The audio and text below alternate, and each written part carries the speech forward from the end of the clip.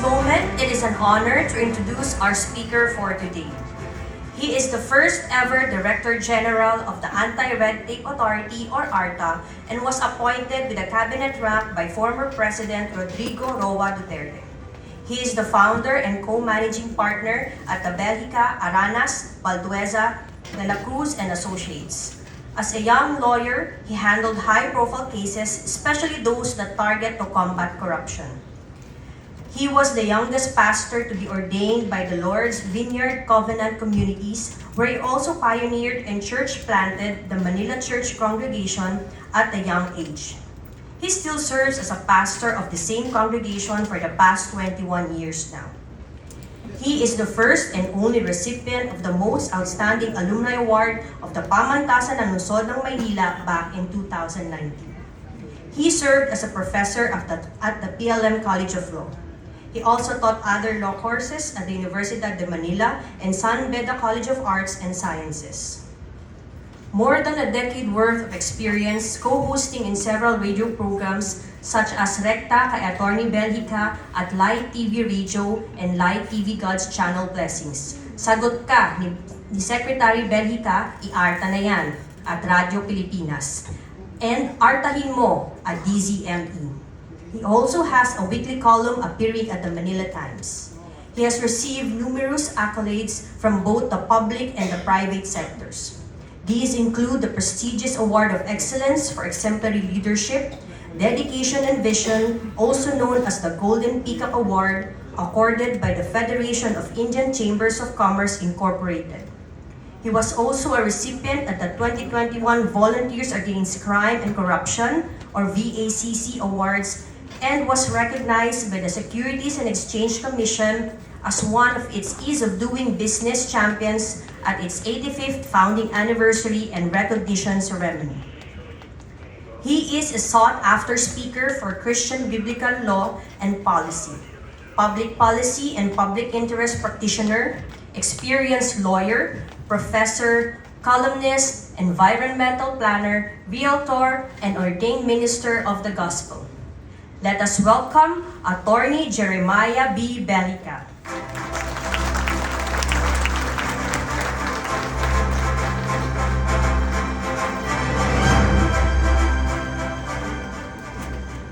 Magandang lalaki at magandang babae po tayong lahat.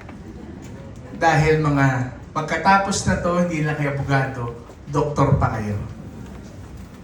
To our dear President Reyes, thank you sir for that very inspiring message that you have given us. To our officials of the university, marami pong salamat. And to our very own, our Dean Mahelio Mel Arbuladura, Dean, thank you. At sa lahat po ng mga kasama natin, fellow law graduates, lawyers, prosecutors, judges, justices, a pleasant day to all of us. Upgraded. This is the word that came to my mind when I was thinking about the importance of this ceremony. This is the first time that I actually attended an event that I am both a recipient and a guest speaker. Sabi ko, paano kaya mangyari yun? Sabi ko talagang upgraded. However, when I was thinking about the importance of this ceremony, it's important for us to say that in a world where business and practitioners try to get the most out of their clients, hearing the message, "Sir, Madam, your seat, your ticket, and your items have been upgraded," is music to our consumeristic ears. Of course, an upgrade does not always come to us for free or without cost. Well, I really do not mind paying for a little bit more so long as what is expected in return will be significantly valuable than what was previously had. For example, ladies, mga panyera, you would not mind buying an additional piece so long as it is either a sale or a buy one and take the next one for free. Hindi ho ba? Hindi na mahalaga kung marami na kayong tissue paper sa bahay, O kung nakumpleto na ni Mr. ang color of the rainbow sa kanyang underwear. Basta sale and buy one, take one, kunin na yan, click and add to cart agad. A wise woman once said, "Those who say that money cannot buy happiness, obviously does not know where to shop." Well, gentlemen and pañeros, we have to understand that I also realized this with my wife is there, and my late mother, that our women are actually strong and independent women because they could give up shopping anytime. That's true. But the fact is that they are not quitters. However, in reality, the best kind of upgrade are those which you actually get for free. Wala nang tatalo talaga dito.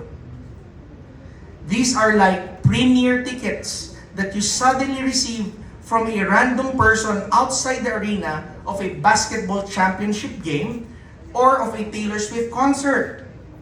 When that person suddenly realized that he has an emergency at home and decided to give away his premier tickets to the next guy beside him or the next guy beside her, which happens to be the poor old you. Now suddenly you are elevated from mingling amongst mortal men, as you are now called to join the ticket gods, who has now blessed you with a seat at least 10 times more valuable than your original economy seat. Wow! Para ka nitong tumama sa loto ng totoo, hindi lang yung na-edit sa photo. Sabi nga sa kanta nating mga 80s and 90s babies, the best things in life are free. So going back to our conferment today, each of us are about to get an upgrade. Upgrade. Yes, it feels so good. Mahaharap mo na yung ibang bagitong abogado sa opisina mo o sa korte who feels a little bit more entitled simply because they are Juris Doctor. Samantalang ikaw ay hamak na Bachelors of Law. This is so funny because after today, you will now call your parents who wanted you to be a doctor in the first place, but you insisted to becoming a lawyer. Ganun po ang nangyari sa akin. Pwede ko lang sabihin sa magulang natin, ma, pa, nanay, tatay, doktor na po ang abogado ninyong anak. Kaso baka ang isagot sa inyo, anak, alam naman namin na kayong mga abogado ang pinakamagaling mang-doktor. Well, at this point, we can now proceed to explain to them Article 3, Section 617 of the Philippine Constitution, which says, "No person shall be compelled to be a witness against himself." Or lawyers, even lawyers have constitutional right against self-incrimination. Then repeat it again and say, "Naitay, doktor na po ang abogado ninyo dahil Juris Doctor na din po ako." Palakpakan niyo naman po ang inyong mga sarili.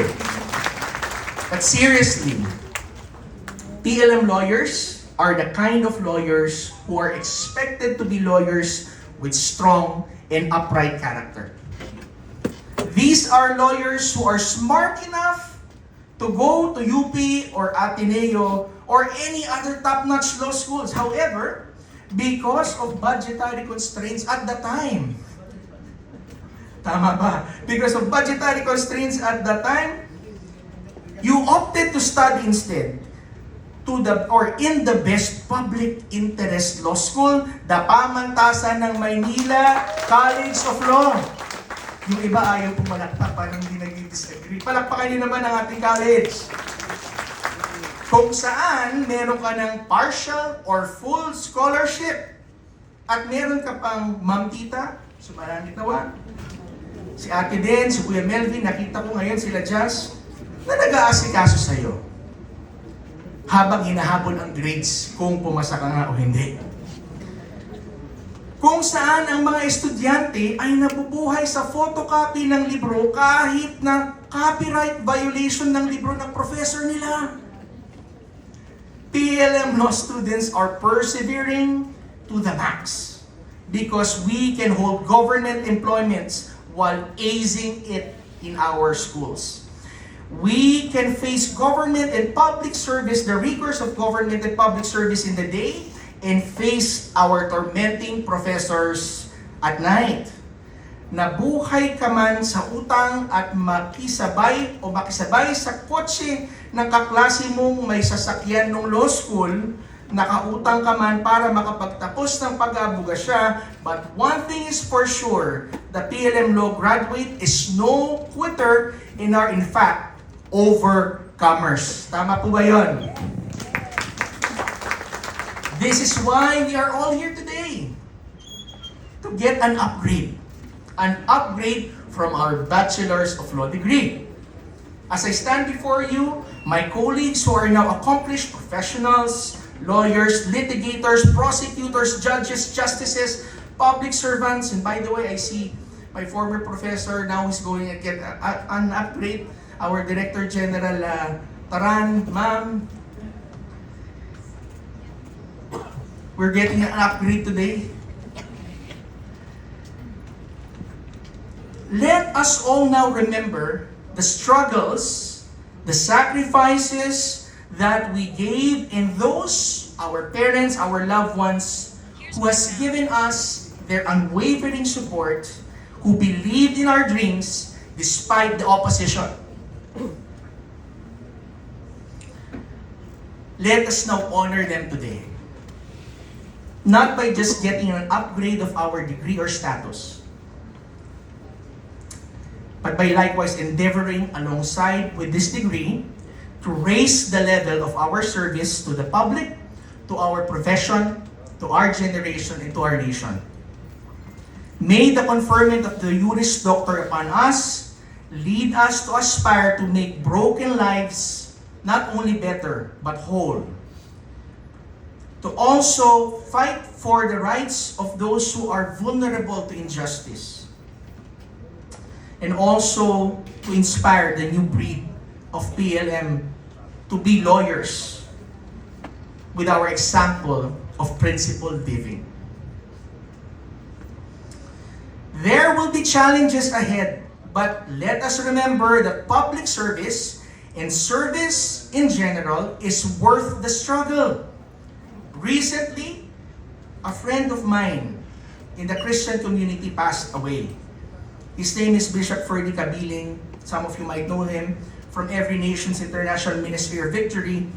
He once said this, and I remember, the door of opportunity swings upon the hinges of opposition. Indeed, public service and service for the public interest is indeed a wide door of opportunity for PLM lawyers and law graduates, as we have been instilled by the natural tendency of our institution to make the law work for the public interest. Lex bonum publicum. Tama ba? Lex ad bonum publicum. The law for public interest. Majority of the law students of PLM today are still with different government institutions. I know this for a fact for being part of the faculty.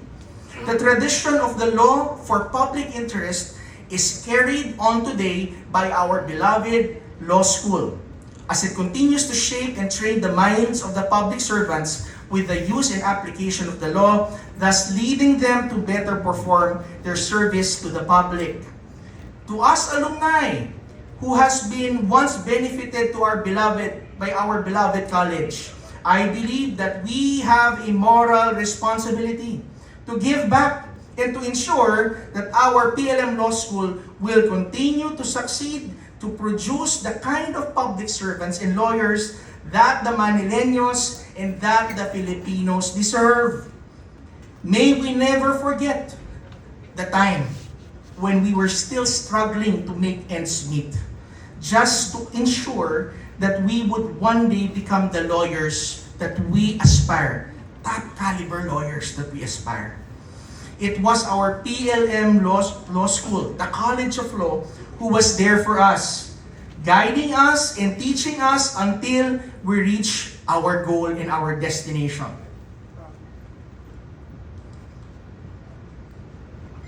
Now that we have reached or crossed at least the finish line. It is now time to give back. It is time to reach out to our college and ensure that we will not only have excellent students who will become excellent lawyers, but great men and women who shall apply the law for the public interest. I can see the day coming that the bar examination would be dominated by PLM law students. Naniniwala ba kayo dyan? Konti pa din. Naniniwala na tayo lahat. But this will not happen without the help and participation of those who have already been benefited by the institution in the past. Tayo po yun. It is proud for us to say even. And we know that we have as our dean, an alumni, my friend, Attorney Mel Arboladura. Palapan mo natin si Dean Mel. Nagbebenta pa kami ni Dean Mel ng mga rummages na mga damit para maka-raise kami ng pera sa student council dati. Tapos ngayon, nagsusulisit pa rin kami ni Mel. Dean Mel and the team, with the help of our president and the entire team, is ready to face the great challenges and the great challenge of raising and upgrading the level of the PLM College of Law. We must do it. As I close, may the conferment today be a reminder that we are not just getting this wonderful gift of an upgrade from LLB to Juris Doctor, but we are receiving this with a cost and a burden of upgrading ourselves and our services to the people. Our families becoming better fathers, better mothers, and to our PLM College of Law.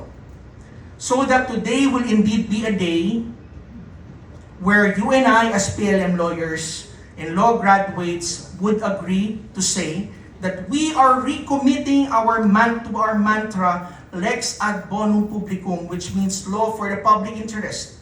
Let us upgrade our level of influence, upgrade our level of practice, upgrade our legal practice for the interest of the people. Mabuhay po, mga PLMers, and let us see the Lex ad bonum publicum upgraded. God bless you all.